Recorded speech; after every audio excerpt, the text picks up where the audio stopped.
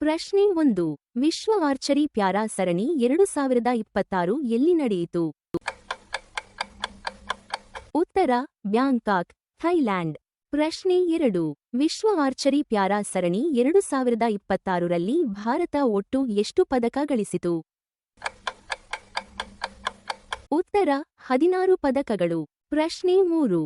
Bharat Bangkok para archery ಸರಣಿಯಲ್ಲಿ ಎಷ್ಟು ಚಿನ್ನದ ಪದಕ ಗಳಿಸಿತು?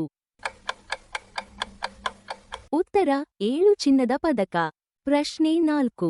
ಮಹಿಳಾ ಕಾಂಪೌಂಡ್ ಒಟ್ಟು ಚಿನ್ನದ ಪಂದ್ಯದಲ್ಲಿ ವಿಶ್ವ ಚಾಂಪಿಯನ್ ಶೀತಲ್ ದೇವಿ ಅವರನ್ನು ಸೋಲಿಸಿ ಚಿನ್ನ ಗಳಿಸಿದ ಭಾರತೀಯ ಆಟಗಾರ್ತಿ ಯಾರು?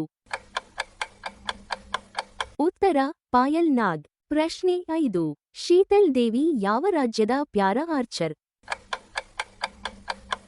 ಉತ್ತರ ಜಮ್ಮು ಮತ್ತು ಕಾಶ್ಮೀರ. ಪ್ರಶ್ನೆ 6. ಶೀತಲ್ ದೇವಿ ಕೈಗಳಿಲ್ಲದೆ ಬಿಲ್ಲನ್ನು ಹೇಗೆ ಉಪಯೋಗಿಸುತ್ತಾರೆ? ಉತ್ತರ ಕಾಲು ಮತ್ತು ಗದ್ದದಿಂದ. ಪ್ರಶ್ನೆ 7. ಭಾರತ ಮಿಶ್ರ ಕಾಂಪೌಂಡ್ ತಂಡ ಚಿನ್ನದ ಪಂದ್ಯದಲ್ಲಿ ಯಾವ ದೇಶವನ್ನು ಸೋಲಿಸಿತು? ಉತ್ತರ ಇಂಡೋನೇಷ್ಯಾ. ಪ್ರಶ್ನೆ 8.